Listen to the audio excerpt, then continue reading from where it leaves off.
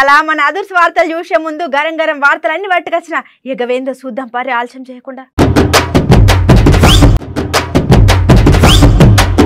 Transfer చేసిరంట పై అధికారులు, మస్తు సంబరాలు జరుపుకుంటున్నారు అక్కడ ఉద్యోగులు. మ్యాన్ హ్యాండ్లింగ్ చేస్తున్నారంట ఐటీ అధికారులు, అట్టెట్లా చేస్తారని అంటున్నారు ముచ్చటిన్న జనాలు. మంచి చెడు మాట్లాడిండు దుబ్బాక ఎమ్మెల్యే, ఐటంక రాసిండంట సీఎంకు బహిరంగ లేఖ. కంటతడి పెట్టుకున్నాడు రాష్ట్ర అధ్యక్షుడు, బిఎల్ సంతోష్ కి ఇచ్చిరంట నోటీసులు. గద్వాల ఎమ్మెల్యే రుబాబు నిమ్మలంగా చెప్పాలని అంటున్నారు జవాబు. ధరలు పెంచుతున్నారంటే ట్రాఫిక్ పోలీసులు, పరేషాన్ అవుతున్నారు ట్రిబుల్ రైడర్లు. ఇప్పుడు కొలువు చేసే దగ్గర అందరు మంచిగున్నా ఎవరో ఒకరిద్దరు జరాటి ఇటు ఉంటారు. అట్లనే గా సార్ అంటే అక్కడ పని చేసేటోళ్లకు ఎవ్వలకు పడది. అరే కొలువు చేసే దగ్గర మన పై అధికారి ఎక్కడికైనా ట్రాన్స్ఫర్ అయితే మనం ఏం చేస్తాముల్లా మస్తు రంది పడతాం. కానీ ఇక్కడ చూడు ఉద్యోగులు ఏం చేసిరో. ఇక ఎవరైనా పై అధికారులు ఎక్కడికైనా ట్రాన్స్ఫర్ అయితే మస్తు రంజి పడతాం. కానీ ఇక్కడ మాత్రం పనిచేసే ఉద్యోగులు దుమ్ముగా పని చేసుకుంటున్నారు. అది ఇక్కడ అసలు ముచ్చట ఏంటంటే ఆదిలాబాద్ జిల్లాలో ట్రాన్స్కో అనే కార్యాలయంలో SC Uttam Jadhav demotion DE Nizamabad జిల్లా డీచ్పల్లికి ట్రాన్స్ఫర్ చేసిళ్ళు. ఇక ఇక్కడ పనిచేసే ఉద్యోగులను ఎంత కోసపెట్టిండో తెలియదని ఇక ఇన్ని రోజులు మాకున్న బీడ మొత్తం వదిలిపోయిందని బ్యాండ్ బాజాలు పెట్టి డబాసులు పెట్టి దూరదారుగా పండుగ చేసుకుంటున్నారు. ఇక ఇట్లా పై అధికారి ట్రాన్స్ఫర్ అయితే పండుగ జరుపుకున్నాడు గిదే తొలుసూరు ఉన్నట్టున్నా అని అంటున్నారు ముచ్చటిన్న జనాలు.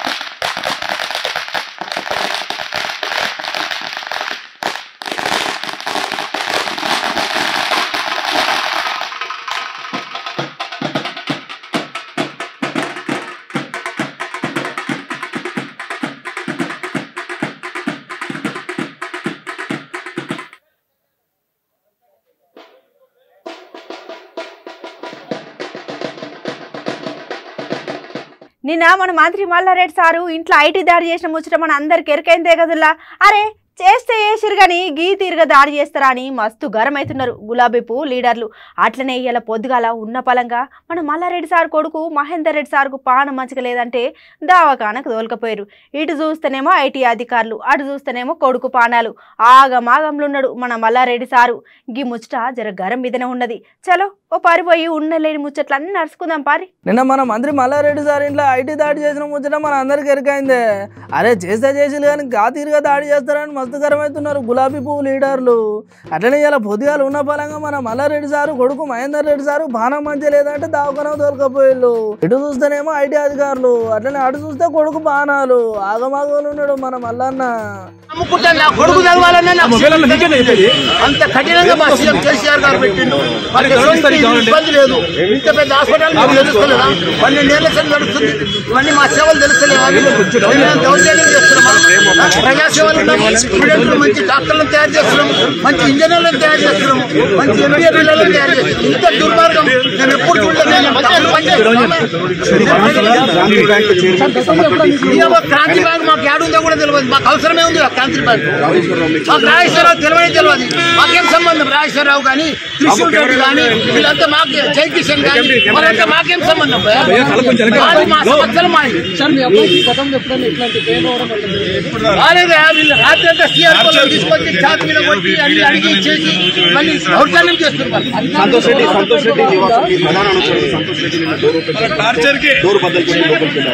ఏమైనా బదులు కొట్టుకోమను, ఏమైనా చేసుకోమను, మా ఆస్తులన్నీ అమ్ముమాను, గుంజుకోమను, ఇన్కమ్ ట్యాక్స్ వేలం చేయమను.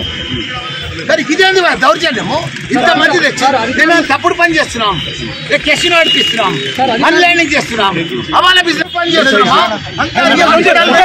2,000 మంది సేవ చేస్తే తప్ప మేము కాలేజీలు పెట్టి ఒక ఎంపీఏకు 35,000తో చదువు చదివిస్తున్నాం.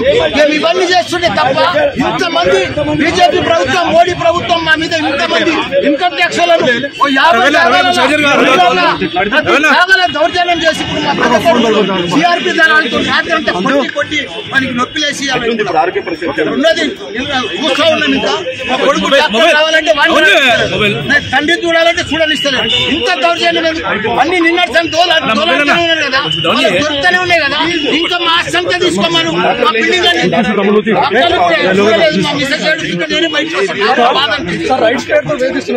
రైట్ సిఆర్పీ దళాలను దొరకొచ్చు పిలవాలి. పొద్దుగాల నేనే ఊరుకొచ్చాను, టీవీలో చూసి దొరుకుతుంది తప్పేముంది. వాళ్ళ తప్పుడు పని చేస్తున్నామా? కాలేజీలు ఉన్నాయి, సంస్థలు ఉన్నాయి, హాస్టల్లు ఉన్నాయి, డబ్బులు వస్తుంది సీజన్ తప్ప మేము బ్యాంకులనే ఉంది కదా. అంతా ఆన్లైనే కదా. దొంగ వ్యాపారాలు చేస్తున్నామా? మేము రియల్ ఎస్టేట్ వ్యాపారం చేస్తున్నామా? కావాలని చేస్తున్నారు. నేను మంత్రిని కదా, టీఆర్ఎస్ మంత్రిని కదా. మా కేసీఆర్ మీద మమ్మల్ని మీద కావాలని తెలంగాణ ప్రభుత్వం.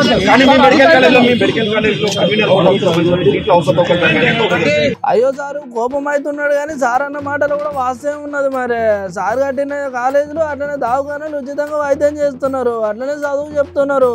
కానీ ఒక ఫరే 50 టూములు వచ్చి దాడి చేసేసరికి సారుకు చెమటలు పుట్టినాయి. ఇక ఒక దిక్కు ఈ లొల్లిట్లుంటే మన మల్లారెడ్డి సారు కొడుకు మహేందర్ రెడ్డి బాణం మంచి లేదని దావకాలో తోలుకపోయారు. ఇటు చూస్తేనేమో ఐటీ అధికారులు, అటు చూస్తే కొడుకు బాణాలు. ఆగమాగంలో ఉన్నాడట మన మల్లన్న. ఇక అట్లా ఉన్నది మొత్తానికి మంత్రి మల్లారెడ్డి సార్ ముచ్చట.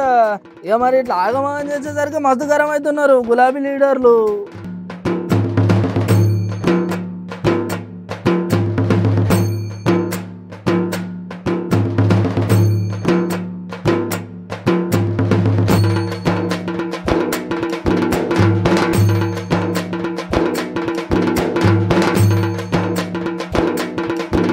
నా కొడుకును ఐటీ అధికారులు కొట్టిరని ఒకసారి, గట్లనే ఐటీ అధికారులు రాగానే నీకు గుండె నొప్పి వచ్చిందా అని ఇంకోసారి, అనుమానం వచ్చి మందలిసిన పాపానికి మ్యాన్ హ్యాండ్లింగ్ చేస్తారా అని అంటున్నావు.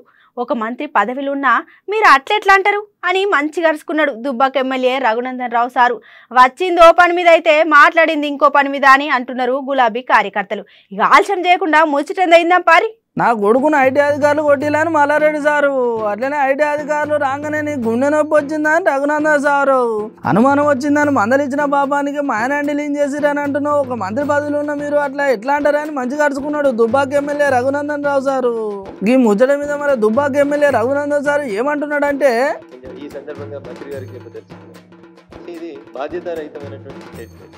మీరు బాధ్యతాయుతంగా ఎట్లయితే మంత్రిగా ఉన్నారో, మీరు బాధ్యతాయుతంగా ఎట్లయితే కాలేజీలు నడుపుతున్నారో, అట్లే ఇన్కమ్ ట్యాక్స్ అధికారులకు కూడా కంప్లైంట్ వచ్చినప్పుడు ఎవరింటినైనా రైడ్ చేసేటువంటి అధికారం ఉంటుంది. దాన్ని కాదనేటువంటి హక్కు మీకు లేదు. నేను మంత్రిని కాబట్టి నా ఇల్లు రైడ్ చేయొద్దు అని ఎట్లా అనగలుగుతారు? మీరు మంత్రే కదా, మీరు చట్ట ప్రకారమే నడుపుతున్నారు కదా సంస్థలు. మీ సెల్ ఫోన్ తీసుకుపోయి డస్ట్బిన్లో దాచిపెట్టుకోవాల్సినటువంటి అవసరం ఏమొచ్చింది అనేది మంత్రి గారు చెప్పారు. మీరు చాలా నిజాయితీ ఉన్నారు కదా, 365 days 24/7 వైట్ బిజినెస్ చేస్తున్నారు కదా, ఎక్కడ తప్పులు చేయలేదు కదా, నిజాయితీకి ఇన్కమ్ ట్యాక్స్ కడుతున్నారు కదా. తలుపులు తీసి లోపలికి రమ్మని, సెల్ ఫోన్ అడిగితే ఇది నా సెల్ ఫోన్ తీసుకోమని చెప్పుండ్రి. సెల్ ఫోన్ తీసుకుపోయి డస్ట్బిన్లో దాచుకున్నారు అన్నప్పుడే, దాచిపెట్టినారు అన్నప్పుడే దట్ గివ్స్ సమ్ సస్పిషన్. అడుగుతారు, అడిగిన ప్రశ్నలకు సమాధానం చెప్పడంలో ఏముంటుంది, ఇబ్బంది ఏముంటుంది?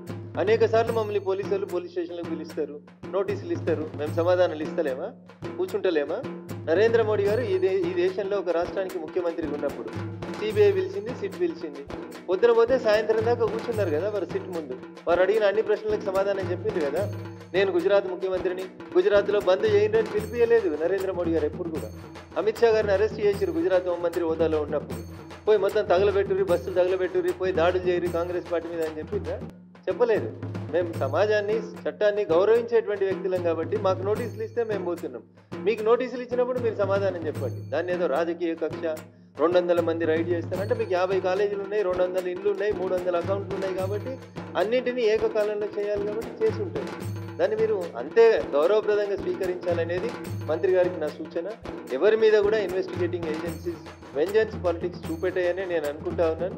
చూపిస్తే మీరు నిరూపించుకోవడానికి మీకు న్యాయస్థానాలు ఉంటాయి, న్యాయస్థానాల ముందుకు రండి. ముఠా 4లో ఎవరైతే గనుల వ్యాపారం చేస్తున్నారో, ఎవరైతే కాలేజీల వ్యాపారం చేస్తున్నారో, ఎవరైతే ఫార్మా ఇండస్ట్రీ వ్యాపారం చేస్తున్నారో, ఎవరైతే ఇన్కమ్ ట్యాక్స్ రిలేటెడ్ పర్సన్స్ ఉన్నారో వాళ్ళ ఇళ్లలోకి పోయినరు కానీ 104 మంది ఎమ్మెల్యేల ఇళ్లలోకి పోలేదు కదా. చట్టం ముందు అందరూ సమానమే. చట్టం దృష్టిలో తప్పు చేసినటువంటి వ్యక్తి శిక్షను అనుభవించాలి, చట్టాన్ని ఎదుర్కోవాలి. ఎందుకు గంగుల ఇంటికి ఎందుకు పోయినరు, రసమై బాలకిషన్ ఇంటికి ఎందుకు పోలేదు, ఆందోళన క్రాంతి చంటి కిరణ్ ఇంటికి ఎందుకు పోలేదు, లేకపోతే జహీరాబాద్ ఎమ్మెల్యే మాణిక్రావు ఇంటికి ఎందుకు పోలేదు, మెదక్ ఎమ్మెల్యే పద్మాదేవేందర్ రెడ్డి గారి ఇంటికి ఎందుకు పోలేదు? ఎవరైతే ప్రభుత్వంలో భాగస్వాములుగా ఉండి తమ అధికారాన్ని అడ్డం పెట్టుకొని ఏం చేసినా చెల్లుతుందని తప్పు చేసినటువంటి కొంతమంది వ్యక్తులకు మాత్రమే తప్పు జరిగింది అని అనుమానం వచ్చినప్పుడు నోటీసులు వస్తున్నాయి తప్ప ఇక్కడెక్కడ కూడా వెంజెన్స్ లేదు. ఎవరి మీద కక్ష సాధించాలనేటువంటి ఆలోచన ఇన్కమ్ ట్యాక్స్ వాళ్ళకి ఎందుకు ఉంటుంది? ఇన్కమ్ ట్యాక్స్ అందరి మీద, మీ మీదైనా పత్రికా విలేకరుల మీదైనా తప్పు చేస్తే ట్యాక్స్ కట్టకపోతే నోటీస్ ఇస్తారు, నేను ట్యాక్స్ కట్టకపోయినా నోటీస్ ఇస్తాను. దాన్ని అంతవరకే చూడాలి, దానికి రాజకీయాలు ఆపాదించొద్దు అనేదే నేను ఈ సందర్భంగా మంత్రి మల్లారెడ్డి గారికి కానీ తలసాని శ్రీనివాస్ యాదవ్ గారికి కానీ ఈ సందర్భంగా చాలా స్పష్టంగా చెప్తున్నాను. ఇక ఇది అసలు ముచ్చట. మరి సార్ అన్న ముచ్చటలో కూడా జరిగింత న్యాయం ఉన్నది. అవు ఐటీ పెద్ద సార్లు వచ్చినప్పుడు మనకు అదేంది, మనం ఎంత సంపాదిస్తున్నాం, ఏమున్నాయి, ఏం కదా అని అన్ని చూస్తారు. ఇక దాంట్లో తప్పే లేదు.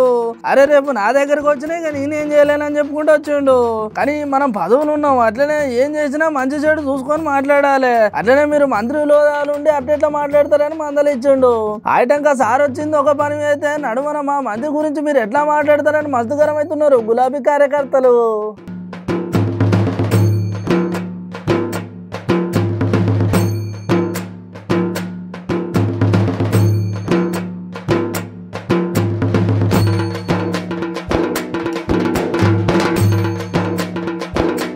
కోపం వస్తే నోరాగది, గట్లనే మనసు నిండా బాధ అయితే కళ్ళల్లో నీళ్ళలాగాయి.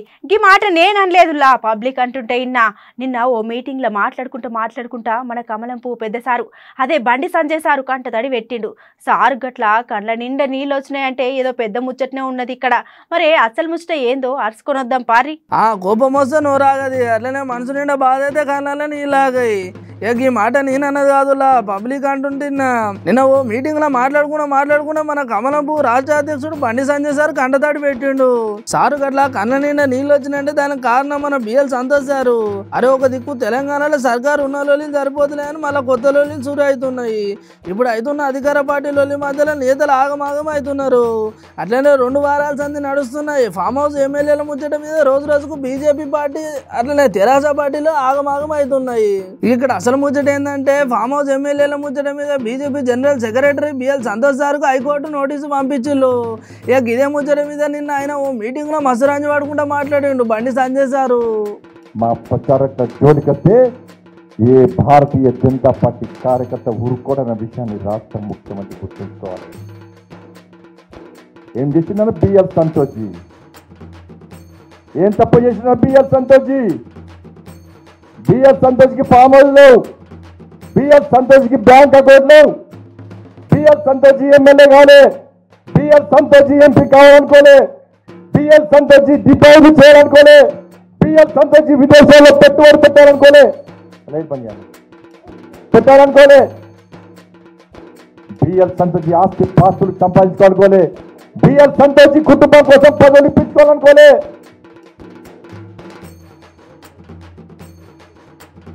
వాళ్ళ బిఎల్ సంతోష్ కేవలం ఈ దేశం కోసం పనిచేసే గొప్ప వ్యక్తి. అనేక మంది మాలాంటి కార్యకర్తలను తయారు చేసేటువంటి ఒక గొప్ప వ్యక్తి బిఎల్ సంతోష్. ఎవడో స్వామీజీకి ఫోన్ చేసిందట, 100 కోట్లు ఇస్తానరట, ఎవడో చెప్పిండట, కౌంట్ కిచ్కాగాలు చెప్పిండట. నోటీసుల పేరుతో ఒక ప్రచారకులు అవమానపరిస్తే ఈ దేశ ప్రజలు సహించిన విషయాన్ని రాష్ట్ర ముఖ్యమంత్రి గుర్తుంచుకోవాలి. నీ రాజకీయ లబ్ధి కోసం నీ కుటుంబం కోసం నీ బిడ్డ నీ కొడుకు నీ ఎమ్మెల్యేలందరూ కూడా అనేక స్కామ్లు ఇస్తే దాని గురించి ప్రజల దృష్టి మళ్లించడం కోసం ఒక ప్రచార వ్యవస్థనే ఇలా కించపరిచే నీచ స్థాయికి దిగజారం అంటే అసలు నువ్వు మనిషివే కాదన్న విషయాన్ని ఒక్కసారి గుర్తించుకోవాలి. ఇక ఇడిదికు చూస్తేనేమో ఐటీ అట్లనే ఈడీ దాడులు, అటు చూస్తేనేమో పామోజ్ ఎమ్మెల్యేల ముచ్చట ఇంకా కథమే కాలేదు. రాష్ట్రంలో ఎక్కడ చూడు లొల్లిలు. అసలు లీడర్లు ఏం చేస్తున్నారు, పబ్లిక్ని ఏం చేయాలని అనుకుంటున్నారని అసలు సమాజేతులేని అంటున్నారు ముచ్చటిన్న జనాలు. ఇక మన తెలంగాణలో జరిగిన పదవి రాగానే ఆవుతనే లేరు లీడర్లు. ఇక అది సర్పంచ్ అయినా గట్లనే ఎంపీటీస్ అయినా ఎమ్మెల్యే అయినా ఆవుతనే లేరు. ఇక మనది అధికార పార్టీ కదా అని మనం ఏం చేసినా నడుస్తుందని అనుకుంటే మాత్రం మంచిగా ఉండదని అంటున్నారు పక్క పార్టీలు. మీకు ముచ్చట సమజ్ కాలేదు కదా, ఈ వీడియో చూడు ముందుగాల సమజ్ అవుతుంది. మన తెలంగాణ జరిగిన పదవి రాగానే ఆవుతనే లేరు. ఇక అది సర్పంచ్ అయినా అట్లనే ఎంపీటీస్ అయినా ఎమ్మెల్యే అయినా ఇక మన అధికార పార్టీగా ఇక మనం ఏం చేసినా నడుతాయని అనుకుంటే మాత్రం మంచిగా ఉండని అంటున్నారు పబ్లిక్. బీసీ సంక్షేమ పార్టీ చురు చేయడానికి రిబ్బన్ కటింగ్ కోసం అని అక్కడ గద్వాల ఎమ్మెల్యే బండ్ల కృష్ణమోహన్ సార్ను పిలిస్తే జర ఆలస్యమైనందుకు అక్కడ పాఠశాల యాజమాన్యం రిబ్బన్ కట్ చేసిళ్ళు. ఆయటంగా ఎమ్మెల్యే సార్ వచ్చినాక నేను రాకుండా మీరు ఎట్లా చురు చేస్తారని మందలించే లోపల ఎన్నుకున్నావు పెద్ద మనిషిని ఏమన్నాడో తెలియ కానీ ఎమ్మటే గల్ల పట్టుకున్నాడు. అరే ఒక నియోజకవర్గానికి ఎమ్మెల్యే పని చేసుకుంటే ఇట్లా నలుగురు మధ్యలో గల్ల పట్టుకున్నాడు మంచి పద్ధతి అని అంటున్నారు కమలం పువ్వు కార్యకర్తలు. మనం పదవులు ఉన్నప్పుడు జర మంచి చెడు చూసుకొని మాట్లాడాలి, లేకపోతే ఇలా మిమ్మల్ని అయ్యా అన్నోళ్ళు రేపు ఏంద్రా అని కూడా అంటున్నారు ముచ్చటిన సోషల్ మీడియా పబ్లిక్. ఇప్పుడు నేను నన్ను లేదని మీరు ఎట్లా ప్రోగ్రామ్ చేస్తారు? నేను ఒకవేళ నాకు సంబంధం లేదు నేను కూడా అడగను. నేను చైర్మన్ నేను ఒకవేళ లేట్ చేసి నా తప్పు. నేను 10:30కే నేను ఫోన్ చేస్తున్నా, 10 సార్లు ఫోన్ చేసినాను. అర్ధ గంటకు రాండి మీరే నన్ను టైం నేను 10:30 కావాలని టైం చేశాను.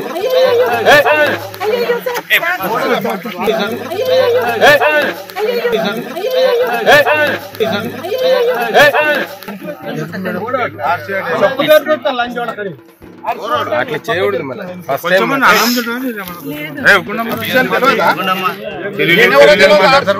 ఇక ఇలా మన తెలంగాణలో కూరగాయల రేట్లు గట్లనే గ్యాస్ మొద్దుల ధరలు పెరిగినట్టు ఇప్పుడు ట్రాఫిక్ పోలీసులు చెప్పినట్టు ఇరకపోతే వాళ్ళు కూడా ధరలు పెంచుతారంటే పెంచుతారంట కాదు పెంచిళ్ళు కూడా. మరే దేనికి పెంచిరు ఏం కదా ఓ పరైతే ముచ్చటరుచుకుందాం పారి. ఇక మన పట్నంలో ఎన్నడున్నాయి ఇక తీరని తిప్పలు ఏమైనా ఉన్నాయంటే అవి ట్రాఫిక్ తిప్పలే. అట్లనే పట్నంలో బండ్లు నడపాలంటే భయం పుడుతుంది, రోడ్డు మీదకి ఎక్కాలంటే పానం చల్లుమంటుంది. మరి గాతీరుగా అవుతున్నాయి యాక్సిడెంట్లు. ఇక ఇందుకోసం ఇక ఏదేమైనా మన జాయింట్ సిపి రఘునందన్ సార్ పట్నంలో బండి మీద ముగ్గురు కలిసిపోయినా అట్లనే రాంగ్ రూట్ లో బండి నడిపి ఇక చలానా కట్టాల్సిందే. అట్లనే రాంగ్ రూట్ డ్రైవింగ్ కు 1700, ట్రిపుల్ రైడింగ్ కు 1200 జరిమానా వేసిళ్ళు. అట్లనే ఈ జరిమానా మేము సొంత నిర్ణయంతో తీసుకోలేదు, జీవో ప్రకారమే జరిమానా విధిస్తామని చెప్పుకుంటూ వచ్చిండు. అట్లనే ఇలా మేము పెట్టిన రూల్స్ కొత్త ఏం కాదు, మునుపు 2013 వెహికల్ యాక్ట్ జీవోలు ఇవన్నీ ఉన్నాయని ఉన్న ముచ్చట చెప్పుకుంటూ వచ్చిండు. ఇక ఈ నెల 28 నుంచి ట్రాఫిక్ స్పెషల్ డ్రైవ్ పెట్టే ఆలోచనలో కూడా ఉన్నారంట. ఇక ఇట్లా చేయనీకి అసలు కారణం ఏందని అడిగితే wrong route driving, triple riding వల్లనే ఎక్కువ ప్రమాదాలు జరుగుతున్నాయంట. అందుకోసమే ఈ ఆలోచన చేసినామని చెప్పుకుంటూ వచ్చిండు. ఇక మీరు ఎన్ని ఆలోచన చేసినా పట్నంలో ఉన్న పబ్లిక్ మాత్రం వాళ్ళు చేసేది వాళ్ళు చేస్తారని అంటున్నారు ముచ్చటిన నెటిజన్లు. కానీ సార్ చెప్పినట్టు జర బండ్లు చూసుకొని నడిపితే మన ప్రాణాలు కాపాడుకోవచ్చు అని అంటున్నారు ముచ్చటిన పబ్లిక్. ట్రిపుల్ రైడింగ్ కానీ అండ్ మన రాంగ్ సైడ్ డ్రైవింగ్. సో దీంట్లో కూడా మీరు చూస్తే కనుక గతంలో ట్రిపుల్ రైడింగ్కి 1200 అండ్ రాంగ్ సైడ్ డ్రైవింగ్కి 1100 దాకా ఫైన్స్ ఉండేవి గతంలో. ఇప్పుడు మేము మీ అందరికీ తెలుసు మనం మార్చు ఏప్రిల్లో కూడా మన ప్రభుత్వ ఆదేశాల అనుసారంగా మనం ఏం చేసాం, అప్పుడు అన్ని రివ్యూ చేసుకున్నాం, చలాన్స్ రివ్యూ చేసుకుని డిస్కౌంట్ ఆఫర్ కూడా పెట్టాం. సో దాంట్లో కూడా ప్రధానంగా గుర్తించింది ఏంటంటే ఎక్కువ రాంగ్ సైడ్ డ్రైవింగ్ తోటి చలానాలు చాలా పడుతున్నాయి.